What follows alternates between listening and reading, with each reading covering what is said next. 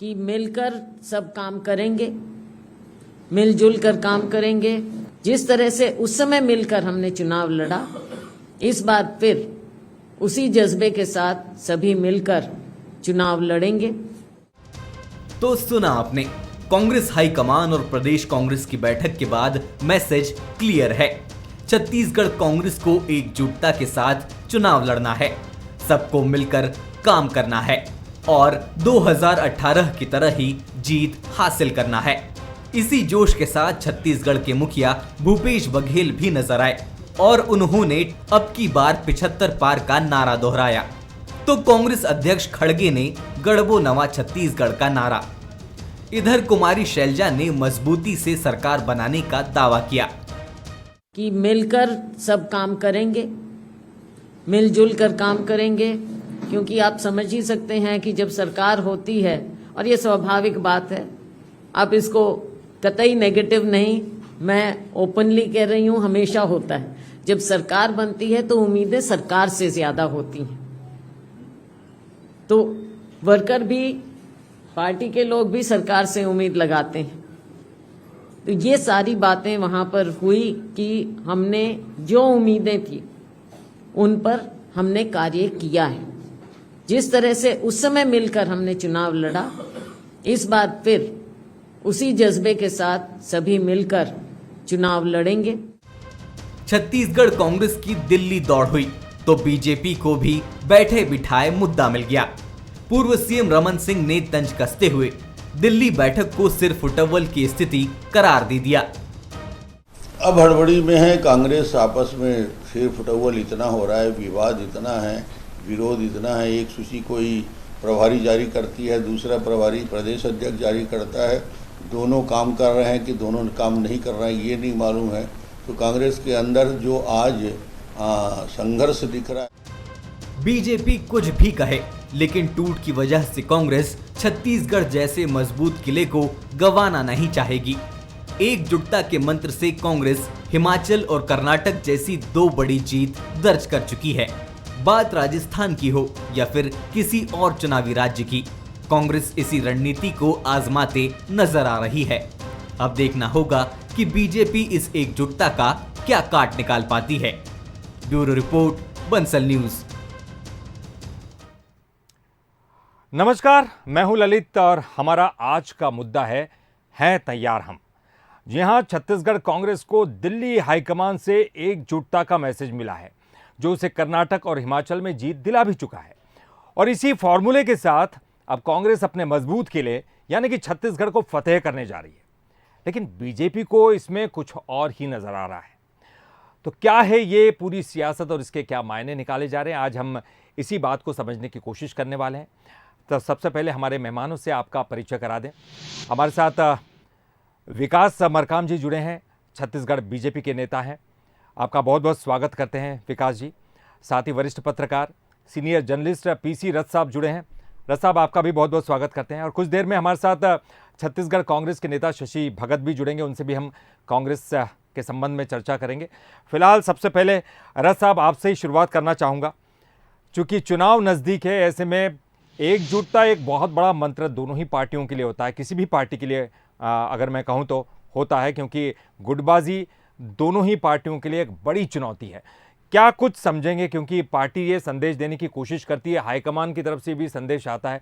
2 state तो कांग्रेस जीत चुकी है, लेकिन अब ये तीसरा स्टेट जिसके बारे में ये कहा जाता है, क्योंकि चूँकि सरकार इन्हीं की है तो एंटी इनकम्बेंसी भी है। ऐसे में जो एकजुटता का संदेश है, उसके क्या मायने दोनों ही पार्टियों के लिए है? जी, दोनों पार्टियां छत्तीसगढ़ में अब चुनावी मोड में आ चुकी हैं और ये जो बैठकों का, सम्मेलनों का सिलसिला शुरू हुआ है, ये अब चुनाव तक के लगातार चलता रहेगा और इसी में एक दूसरे पे आरोप प्रत्यारोप के सिलसिले भी बनते रहेंगे क्योंकि लोकतंत्र है और सभी को अपनी बात कहने का हक है। जो पिछले 4.5 साल छत्तीसगढ़ में कांग्रेस के रहे हैं, उसमें कांग्रेस ने जिस तरह भूपेश बघेल के नेतृत्व में काम किया है, उसमें बीच बीच में 2.5 साल के बाद वो सिलसिले उठने शुरू हो गए थे कि क्या दूसरा कोई मुख्यमंत्री बनने वाला था, क्या 2.5 साल का कोई फार्मूला था या इस तरह की बातें। लेकिन सारी बातों को दरकिनार रखते हुए उन्होंने, भूपेश जी ने लास्ट तक के अंतिम समय तक के अपना मोर्चा संभाले रखा और बीजेपी को सारे हमले बीजेपी के उन्होंने बेअसर किए एक तरह से। अब लास्ट में हाईकमान जो अभी मीटिंग कर रही है और हाईकमान के साथ बातचीत में सारे प्रमुख नेता छत्तीसगढ़ के गए हुए हैं दिल्ली, और उस तरह से जो वहाँ पर सामूहिक नेतृत्व के तरीके से चुनाव लड़ने को जो कहा गया है, तो इससे संदेश स्पष्ट है कि कांग्रेस फिर पिछली बार की तरह इस बार भी चुनाव के पहले जो है सबको एक साथ रखना चाहती है और ये मैसेज नीचे स्तर के कार्यकर्ताओं तक देना चाहती है कि किसी को भी गलतफहमी में नहीं रहना चाहिए और हम सामूहिक नेतृत्व के रूप में लड़ेंगे। ये बात अलग है कि भूपेश जी ही मुख्यमंत्री हैं और मुख्यमंत्री के संभावित प्रत्याशी के रूप में भी किसी का नाम अलग से अभी उन्होंने, उनके अलावा किसी और का नाम भी जिक्र नहीं किया है। तो इससे स्पष्ट है एकजुटता का संदेश है, और बिना एकजुटता के एक तरफ तो कांग्रेस दूसरी तमाम पार्टियों की तरह दूसरी पार्टियों को शामिल करके एक महागठबंधन की तर्ज पर देश में अगला चुनाव तक के लोकसभा चुनाव तक पहुंचना चाहती है। तो इसमें ये बहुत स्पष्ट है कि अगर एकजुटता नहीं रहेगी तो जीत हासिल नहीं होगी, और ये कमोबेश भाजपा के लिए भी इसी तरह का है, क्योंकि वहाँ पर भी एक मुख्यमंत्री का चेहरा अब तक चुना नहीं गया है, तो वो भी ये मान रहे हैं कि सामूहिकता से ही उन्हें लड़ाई लड़नी है, सामूहिकता के साथ एकजुट होकर के ही लड़ना है। तो ये दोनों पार्टियां इसी ट्रैक पे चल रही हैं, ऐसा प्रतीत होता है। बिल्कुल इसी ट्रैक पर अब दोनों ही पार्टियां चल रही है, ऐसा प्रतीत भी हो रहा है। और शशि भगत जी भी हमारे साथ जुड़ गए हैं, छत्तीसगढ़ कांग्रेस के नेता। बहुत बहुत स्वागत करेंगे शशि जी आपका, और आपसे सवालों की शुरुआत करते हैं। थोड़ी हम सवालों की शुरुआत कर चुके थे, आप थोड़ी देर से जुड़े हैं। शशि जी ये जानना चाहेंगे, चूंकि आपको हाईकमान से एक संदेश तो साफ तौर पर मिल ही गया है, वो है एकजुटता का। कितने तैयार हैं आप एकजुटता के लिए, क्योंकि किसी भी तरह से गुटबाजी एक बड़ी प्रॉब्लम रही है, किसी भी पार्टी के लिए कहूँगा, आपके लिए भी रही है। तो कितने तैयार हैं आप, और ये कह रहे हैं भूपेश बघेल की 75 पार, तो क्या उसकी भी तैयारी है? जोहार छत्तीसगढ़। जोहार। आदरणीय प्रदेश के मुख्यमंत्री जी ने कहा है अब की बार 75 पार। ये पूरे मनोयोग से कांग्रेस पार्टी चुनाव लड़ने के लिए डे 1 से तैयार है। जब सरकार बनी तब जनहित के कार्य करना चालू किए हैं। कोरोना जैसे विषम परिस्थितियों के से लड़के जनता को राहत दिला के ये सारी सुविधा की शुरुआत हुई, और आज चाहे किसानों का कर्जा माफ करने का हो, डे 1 को माफ हुआ, और तब से आज तक जनता के हर समस्या के लिए आदरणीय मुख्यमंत्री भूपेश बघेल जी के नेतृत्व में ये सरकार आगे बढ़ रही है। और उन्हीं के नेतृत्व, और सामूहिक नेतृत्व भी कहा जाए उसको, और उनके कर्मों के को देखते हुए छत्तीसगढ़ की जनता ने मन भी अभी बना लिया है कि कांग्रेस फिर से एक बार 2023 में 75 पार के साथ सरकार बनाएगी।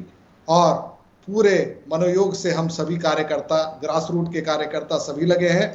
बड़े नेता, छोटे नेता, बूथ स्तर के नेता, सभी की एक इच्छा है कि अब निश्चित रूप से फतह हासिल इस छत्तीसगढ़ के अंदर करना है। विकास जी, 75 पार का मन बना चुके हैं कांग्रेस की तरफ से, चूंकि जो बैठकों का दौर जारी है और बैठकों में एकजुटता का संदेश भी मिला है, और एकजुटता के इसी संदेश के सहारे वो 2 स्टेट फतेह कर चुके हैं। अब तीसरा स्टेट है छत्तीसगढ़, आपके लिए मुश्किलें बढ़ जाएंगी? आपके पास कोई काट है क्या? छत्तीसगढ़ में आज कांग्रेस की जो स्थिति है उसका ही आकलन और विकलन करने शायद दिल्ली दरबार से सभी कांग्रेस के नेताओं को बुलावा आया था और वहां बैठक हुई। छत्तीसगढ़ में कांग्रेस में जो गुटबाजी है, चाहे वो 2.5 साल से सीएम का सपना पाले टीएस सिंहदेव जी हो, चाहे कांग्रेस के प्रदेश अध्यक्ष मोहन मरकाम जी हो, चरणदास महंत जी हो, ये जो विभिन्न जो गुट हैं, उन गुटों को मुझको लगता है कि शायद वो मुख्यमंत्री जी से संभल नहीं रहे हैं, और इसीलिए उन नेताओं को समझाने के लिए दिल्ली दरबार से उनको बुलावा आया है। क्योंकि मैं सुन रहा था शैलजा जी, कुमारी शैलजा जी का वक्तव्य, उन्होंने कहा कि अब हम एकजुटता से लड़ेंगे, सामूहिकता से लड़ेंगे। मतलब पहले एकजुटता नहीं रही होगी, इसलिए उन्होंने एकजुटता का महामंत्र कांग्रेस के हमारे नेताओं को दिया है। आप देखिए, कांग्रेस के जो प्रदेश अध्यक्ष जी हैं मोहन मरकाम जी, उन्होंने पिछली विधानसभा में डीएमएस में भ्रष्टाचार का जबरदस्त मुद्दा प्रखरता के साथ उठाया था। उसके बाद महामंत्रियों को जो दायित्व उन्होंने बांटे, जिसको बाद में कुमारी शैलजा जी ने उनको बदल दिया, इन सब चीजों से परिलक्षित होता है, स्पष्ट रूप से परिलक्षित होता है कि कांग्रेस में गुटबाजी आज चरम पर है, और शायद उसी के निपटारे के लिए लोग दिल्ली दरबार में जाकर इन सब चीजों का समझौता, आपसी समझौता कराना चाहते हैं। शशि अभी जी, जरूर ये लोग सपना 75 पार का देख रहे हैं।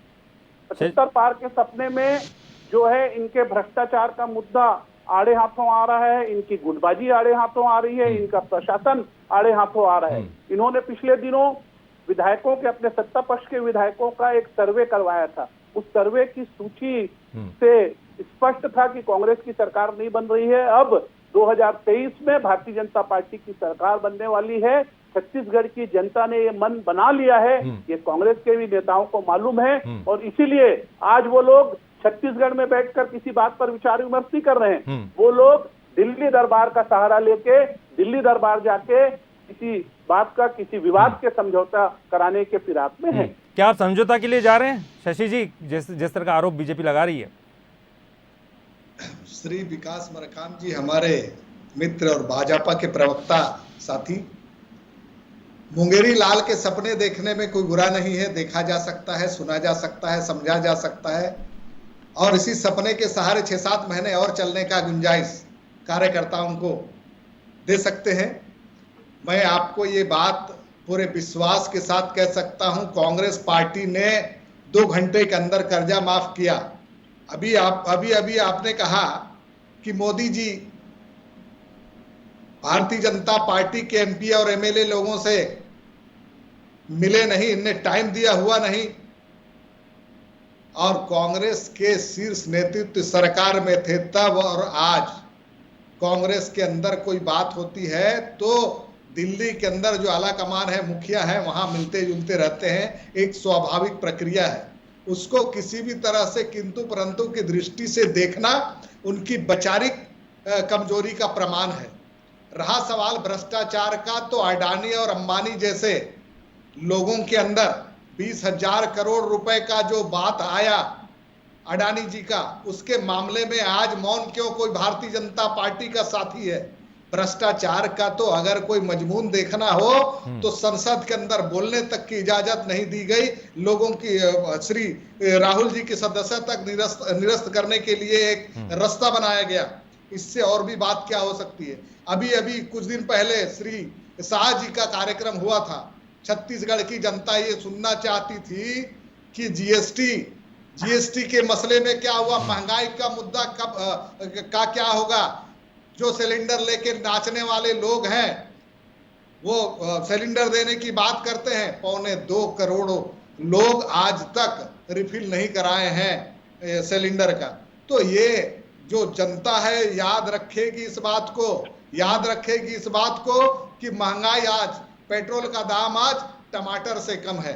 इनको ये बात तो लगता होगा टमाटर का रेट इतना हो गया तो महंगाई ऐसे कम कर रहे हैं। ये इसको सारे के सारे विद्यार्थी जो बस्तर एरिया के आदिवासी क्षेत्रों के लोग हैं, 3000 स्कूल बंद पड़े थे। ये करने वाले कौन लोग थे?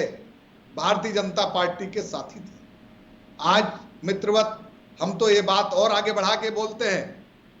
आरक्षण की बात आई, विधानसभा के अंदर पारित प्रस्ताव को एक बार भी भारतीय जनता पार्टी का कोई एमपी और एमएलए नहीं कहा कि महामहिम जी आप इस पे दस्तखत कर दिए। छत्तीसगढ़ में हाहाकार मचा हुआ है। तो ये जनता अब सही समय में जवाब देगी, और इसी का परिणाम था कि चुनाव के बाद भी जो उपचुनाव हुए उसमें भारतीय जनता पार्टी को मुंह की खानी पड़ी।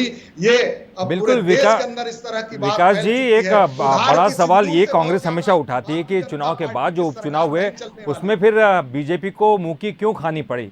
अगर आप वो कह रहे हैं कि जब आप भ्रष्टाचार का मुद्दा उठाते हैं तो महंगाई के मुद्दे पर ले आते हैं, और कई ऐसे मुद्दे हैं जिन पर वो बीजेपी को घेरने की कोशिश भी करते हैं। देखिए, उपचुनाव में परिस्थितियां अलग होती है। जो सरकार सत्ता में होती है, जो पार्टी सत्ता में होती है, उसका वर्चस्व हर जगह हम लोगों ने देखा है। इसलिए उपचुनाव से आम चुनाव का आकलन नहीं किया जा सकता। अभी हमारे कांग्रेस के वरिष्ठ नेता आदरणीय शशि भगत जी लंबा चौड़ा अपना उद्बोधन जैसा भाषण दे रहे थे, और उन्होंने बताया कि कांग्रेस ने कैसे 2 घंटे में कर्जा माफ कर दिया। आप जो है, मैं पूरी चुनौती के साथ कहना चाहता हूं कि जिस समय चुनाव घोषणा पत्र कांग्रेस के सीएस सिंहदेव जी जारी कर रहे थे, उस प्रेस कॉन्फ्रेंस को आप दिखाइए। उस प्रेस कॉन्फ्रेंस में जब पत्रकारों ने पूछा कि आप कौन सा ऋण माफ करेंगे, किसानों का कौन सा ऋण माफ होगा। तो उन्होंने कहा किसानों का पूरा ऋण माफ होगा, चाहे वो दीर्घकालीन ऋण हो, चाहे वो लघु ऋण हो, चाहे वो सहकारी बैंकों का ऋण हो, चाहे वो राष्ट्रीय बैंकों का ऋण हो या फिर प्राइवेट बैंकों का ऋण हो। आज कौन सा ऋण माफ हुआ? मैं शशि भगत जी से पूछना चाहता हूँ, किस किसान का प्राइवेट बैंक का ऋण माफ हुआ, किस किसान का दीर्घकालीन ऋण माफ हुआ, वो बताएं। तो चलिए मैं बाद में लेता हूं आपका ये जवाब लूंगा, मैं जरूर लूंगा, कांग्रेस से ये जवाब जरूर लूंगा, लेकिन पहले पीसी रथ साहब के पास एक बार चले जाते हैं। जी हाँ रथ साहब, जब भी हम भ्रष्टाचार की बात करते हैं तो एक पार्टी भ्रष्टाचार की बात करती है तो दूसरी महंगाई पर ले आती है, गुटबाजी की बात होती है तो वहीं एकजुटता का कहीं मंत्र दिया जाता है। दोनों ही पार्टी में अगर देखा जाए तो लगभग चीज़ें साथ साथ दिखाई दे रही हैं, लेकिन क्या आपको लगता है कि जो पार्टी सत्ता में होती है उसके लिए चुनौतियां ज़्यादा होती हैं? जी निश्चित रूप से जो पार्टी सत्ता में होती है उसके साथ उसके कार्यकर्ताओं की अपेक्षाएं भी ज़्यादा होती हैं और उसके जनता की अपेक्षाएं भी ज़्यादा होती हैं, और जनता जो कुछ उस पार्टी की सरकार से जो हासिल करना चाहती थी वो चीज़ें अगर हासिल नहीं हुई तो जनता में एक किस्म की उससे असंतोष का भाव भी आता है, और चुनाव में इसी असंतोष के भाव से राजनीतिक दलों को बचने की कोशिश करनी होती है। तो अभी कांग्रेस के सामने वो चुनौती तो रहेगी कि वो जो वायदे करके आई थी सरकार में वो वायदे पूरी तरह से पूरे नहीं कर पाई, अगर वो तो बचे हुए वायदों के लिए एक प्रेशर तो रहेगा। लेकिन भाजपा के लिए क्या है कि भाजपा के लिए इतने कम विधायक हैं उसके कि उसके लिए पूरा मैदान खुला है, उसके लिए तो अभी पूरा एक तरह से जो जितनी भी सीटें भाजपा लाए तो वो उसके लिए प्लस ही है, क्योंकि बहुत ही कम सीटों के साथ भाजपा अभी है। तो ये दुर्भाग्यजनक परिस्थितियां भी हुई, कुछ विधायकों यानी कि खोने के लिए कुछ नहीं है उनके कारण सीटों की संख्या बहुत कम हो गई। जी खोने के लिए कुछ नहीं है, पाने के लिए है, और आगामी लोकसभा चुनाव को ध्यान में रखते हुए वो पूरा जोर भी लगाएंगे कि किसी न किसी तरह से ये यहाँ पर सत्ता में वापसी हो करके, उसके लिए केंद्र की सारी एजेंसियां भी लगेंगी, पार्टी भी लगेगी और केंद्र सरकार भी लगेगी। लेकिन इन सब के बावजूद कांग्रेस के लिए प्लस पॉइंट यही है कि कांग्रेस की सरकार के ऊपर अभी ताजा तरीन जो शराब घोटाले या कोल घोटाले के जो आरोप लगे हैं उनको साबित होने के लिए अभी लंबा रास्ता तय करना है। इसके अलावा तात्कालिक जनता के बीच में कोई जन असंतोष उस तरह से नजर नहीं आ रहा है। बिल्कुल शशि जी, जैसा कि शैलजा जी ने कहा है और उन्होंने ये साफ तौर पर संकेत भी दिया कि कुछ उम्मीदें ज़्यादा होती हैं उनके साथ जो सरकार में है, तो कार्यकर्ताओं की जो उम्मीदें होंगी क्या उनको पूरा कर पाएंगे? जो लोगों की उम्मीदें जो वादे हैं उनको पूरा कर पाएंगे? अगर नहीं कर पाए तो फिर उसके अगले जो है सत्ता की प्राप्ति के लिए प्रयास करते समय क्या दिक्कतें आएंगी आपको?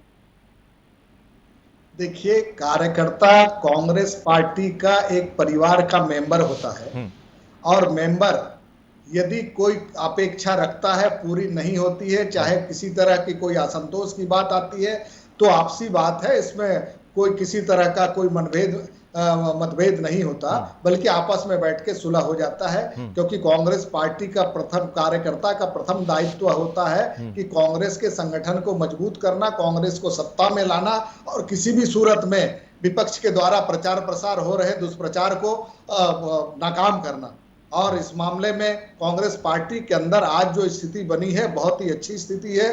यदि कोई भी तरह की बात होती है तो उसको सुलझाया जाता है त्वरित रूप से, और इस बात का संकेत आदरणीय शैलजा जी ने भी दिया है, ये सभी लोगों ने देखा, छत्तीसगढ़ की जनता भी देख रही है।